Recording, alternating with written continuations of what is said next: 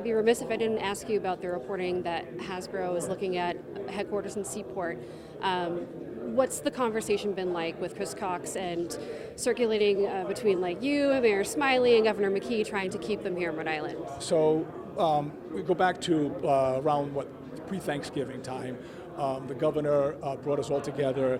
There were 5 proposals at that time that we put on, which we've all been reported on. One, particularly in Pawtucket, the Apex site, which we feel very confident is an up-and-coming site.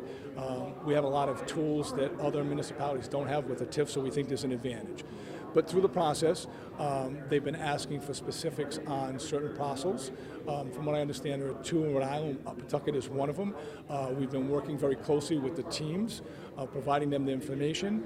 We've provided all that information as of maybe 10 days ago or so.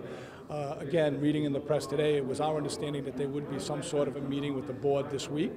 Didn't know exactly when.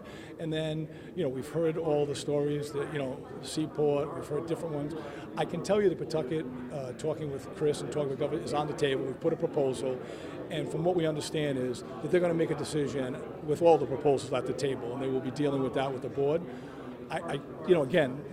Reading it, I know there was supposed to be, we'll hopefully know something over the next few weeks.